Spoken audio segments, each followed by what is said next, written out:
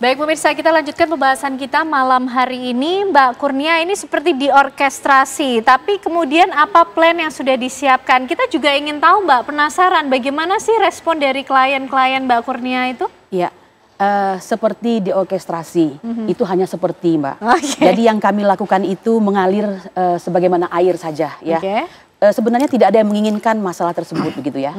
Kalau tidak ada laporan Pak Jokowi kan juga tidak akan ada yang terlapor itu kan. Karena sebenarnya negara cukup sebagai awal itu kan Dumas kami itu harusnya diladeni lah begitu ya kan. Jangan akhirnya dilakukan suatu penelitian yang sedemikian rupa, dihentikan, dianggap tidak ada indikasi pidana dan sertifikat atau ijazah yang diperiksa itu dikatakan identik kan begitu. Kok kayaknya gampang sekali itu untuk kami begitu kan. Nah sementara, enggak saya belum selesai. Sementara yang di Polda lanjut ini. Jadi coba Anda cek, orang awam bisa melihat bahwa sebenarnya ini, mohon maaf ya, ada semacam keberpihakan kepada Pak Jokowi. Enak loh jadi Pak Jokowi itu. Kalau seandainya merasa dia terzolimi, dia bisa mengadukan begitu kan. Ini kami sampaikan begini bukan berarti untuk membuka luka lama ya Mbak ya. Coba kita cek, pada saat beliau dipanggil, itu Anda lihat berapa lama sih beliau diperiksa? 22 pertanyaan yang beliau akui itu hanya dilaksanakan dalam kurang dari 1 jam. Sementara kami ini diperiksa sampai 11 jam loh Mbak di Polda ya kan. Jadi sudah merasakan perbedaan ya, sangat diskriminatif, kemudian juga disparitas ya kan, itu terasa sekali begitu. Nah jadi maksudnya begini, janganlah menuduh bahwa ini ada semacam orkestrasi. Kalau dari pihak kami tidak ada, entah dari pihak sana ya. Karena kita tidak boleh mengorkestrasi. Kalau laporan-laporan yang masuk seperti diorkestrasi nggak Mbak yang di Polda Metro Jaya? Makanya harusnya begini ya, kalau ada mengenai pencemaran nama baik dan fitnah itu kan orangnya langsung yang merasakan, yaitu Pak Jokowi. Tapi jangan lupa, sebelum Pak Jokowi melaporkan ini, itu orkestrasi itu jalan duluan, jadi nyabok, nyilih tangan. Saya mau tanya, apa sih urusan ataupun legal standing mereka yang melaporkan itu begitu? Bukankah mereka yang bikin gaduh begitu, ya kan? Nah, saya mau nyampaikan di sini. Saya memakai pin Peradi di sini, Mbak. Ya. Apa itu artinya, Mbak? Saya ini kebetulan kan sebagai orang yang juga mewakili daripada tim advokasi anti kriminalisasi akademisi dan aktivis ya. Tapi saya sendiri juga yang dilaporkan ini, Mbak. Saya dengan inisial K itu ya. Nah, saya sebenarnya tidak perlu saya menutupi atau apa, tapi saya mau sampaikan ini. Nah, tim advokasi harusnya berpikir dulu ketika Anda memberikan sugesti saran kepada Pak Jokowi untuk melaporkan, itu dilihat dulu dalam rangka apa ini melaporkan Bapak, baik nggak efeknya untuk dilaporkan, kan begitu ya kan. Karena begini Mbak, mari kita lihat apa yang terjadi pada zaman Pak SBY. Beliau nggak kurang-kurang diomongin, sampai dikirimin kerbau yang ditulisin apa itu, ditulisin SBY begitu. Apakah beliau melaporkan rakyatnya? Tidak. Baik, ya kan? sampai di situ dulu Mbak Kurnia. Jadi ini kok gampang sekali melaporkan rakyatnya sendiri begitu. Ya? Mas Andi, ini dalam rangka apa sih Pak Jokowi sehingga harus mengambil langkah begitu? Bukankah kemudian yang disampaikan para aktivis dan juga akademisi ini juga sebagai bentuk masukan, evaluasi, Mas Andi? Ya, Mbak Ken, kalau itu masukan, fine-fine saja. Tapi ini membuat kegaduhan betul gitu ya. Kan selalu di pihak sana itu mengatakan kita dikriminalisasi dengan adanya laporan dari Pak Jokowi. Coba kita lihat, sebulan yang lalu kan sudah mengatakan, terbalik ini sebetulnya, yang dikriminalisasi itu adalah Pak Jokowi di sini. Bagaimana coba? Kegaduhan-kegaduhan timbul. Kalau mengatakan diorkestrasi, saya bisa melihat juga coba. Dari ijazah, ada punawirawan, kemudian ada yang pansos, ya, berikutnya dan berikutnya, ini akan terus-menerus akan terjadi seperti itu. Ya, kan kalau dari pengacara yang satu lagi, bukan Ibu Kurnia, mengatakan kalau ditayangkan, sudah kita tidak akan ini. Tapi apa yang dikatakan oleh tim TPUA? Ini kan akan main panjang ini sampai ada PK gitu kan? Ya kan? Ini kan pertanyaan besar buat kita. Enggak. Kalau kita tayangkan, bukan maksudnya untuk perpanjang. Baik, bergantian Mbak Kurnia. Baik, nanti ada saatnya. Lihat, kemudian dia kan pegang, wah ini nggak benar, padahal ini asli. Ya kan? Jadi pertanyaan saya, ya, yang mana yang benar, gitu loh. Ya, saya katakanlah Hozinuddin atau yang lain, gitu kan? Kan di sini selalu mengatakan itu.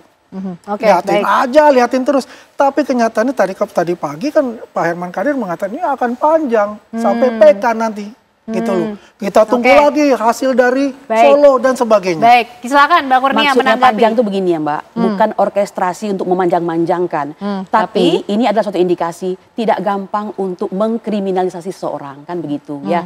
Nah makanya tadi saya harapkan harusnya tadi dikumpulkan di Bareskrim itu supaya apa? Supaya Bareskrim ini benar-benar menjadi rumah bagi semua. Pak itu benar ada aturannya, itu saya tidak mau bantah, beliau orang-orang dalam yang mengerti. Tapi saya juga punya bahan kan, kami juga mendengarkan banyak informasi dari mantan wakil Kapolri ya, Pak Groseno yang menyatakan bahwa sebenarnya bisa ini sebagaimana permintaan dari civil society supaya lebih gampang diarahkan ke Bareskrim ini untuk menjamin bahwa rakyat itu merasa walaupun yang kami hadapi adalah seorang mantan presiden, tapi kami sama-sama akan dilayani sebagai warga bangsa begitu loh. Ya. Nah, terus lagi yang lain ya, kalau dikatakan panjang nanti bakal bisa sampai PK. Maksudnya itu loh Mbak, bukankah setiap kita masuk dalam proses hukum memang tidak semudah itu, ya kan? Tidak ada orang bisa dihukum, apalagi orang yang sedang menegakkan aturan ya dalam rangka partisipasi masyarakat. Ini kami ini partisipasi masyarakat loh Mbak. Jangan dianggap seorang yang sedang mengganggu Joko Widodo, tidak. Ya kan, bahkan bukankah pasal 108 ke KUHP itu menyatakan orang yang merasa ya mengalami ya mengetahui peristiwa pidana itu harus melaporkan. Kemudian jika yang mengetahui ada permukaan jahat terhadap ketertiban umum, kemudian terhadap kehilangan harta, jiwa dan segala macam wajib melaporkan. Bahkan pegawai negeri jika dia mengetahui ada suatu peristiwa pidana wajib melaporkan. Nah ini yang kami lakukan. Apakah kami melakukan lalu kami dianggap salah? Kan tidak bisa begitu. Bahkan ini saya tambahkan sedikit lagi. Peristiwa ini katanya sudah lama, hampir 2 tahunan. Tapi itu juga harus didudukkan secara benar. Awalnya dari mana? Itu dari perkara 592. Nanti kalau saya cerita panjang, Mbak punya waktu nggak untuk itu? Baik, Mbak Kurnia, kita tangkap poinnya Pak Ito. Tapi dengan proses yang berlangsung di Polda Metro Jaya, yang sudah pernah berlangsung di Bareskrim Polri, sifatnya akan seperti apa Pak Ito? Digunakan sebagai informasi atau yang lainnya? Gini Mbak, sederhana berpikirnya ya. Saya ini mantan Kabar Eskrim, mantan penyidik, dan kita harus taat kepada SOP. Jadi yang dilaporkan di Bareskrim itu adalah laporan atau dugaan pemalsuan ijazah yang dilakukan oleh Pak Jokowi. Ya kita sepakati dulu itu. Makanya di Polda Metro Jaya tidak bisa waktu itu langsung melakukan penyidikan. Karena kan objeknya masih dilakukan penyelidikan di Bareskrim. Kalau di Bareskrim penyelidikan ditingkatkan menjadi penyidikan, maka laporan yang di Polda Metro otomatis gugur. Ya, karena memang betul terbukti. Jadi tidak ada unsur fitnah, kemudian unsur mencemarkan nama baik. Tapi setelah di Bareskrim hasil uji lapor ya mengatakan bahwa itu otentik, berarti asli dikeluarkan oleh UGM, identik dengan teman-teman yang sama-sama lulus dari UGM, kemudian di sana menjadi bahan bahwa di Polda Metro Jaya akhirnya kasus pelaporannya itu jadi jalan karena memang objeknya kan bahwa sementara ini disimpulkan bahwa ijazah itu identik dan otentik. Nah, nanti berarti di Polda Metro saat ini yang ditangani adalah karena hasil dari Bareskrim. Jadi tidak ada konflik of interest dan memang aturannya demikian. Nah, nanti kita tunggu saja kalau kita mau gelar, itu kita gelarlah di pengadilan. Kira-kira di pengadilan apakah memang kasus ini layak untuk maju ke pengadilan tergantung daripada penuntut umum. Nah, sehingga kita jangan berpikirnya di kepolisian saja Mbak, ini kan proses hukum ya. Kalau criminal justice system itu dari penyidikan, penuntutan sampai peradilan.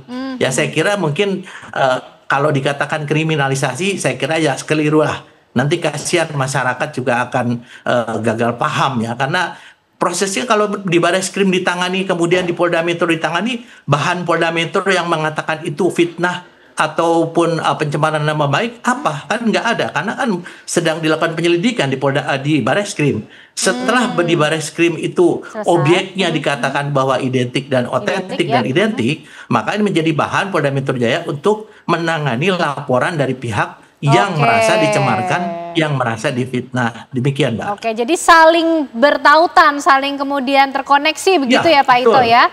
Oke. Iya, sangat betul, Mbak. Baik, kita ingin tahu juga bagaimana kemudian langkah ke depan, rencana tentunya dari masing-masing pihak dengan proses hukum yang sudah berlangsung sampai saat ini. Pemirsa, sesaat lagi kami kembali untuk Anda.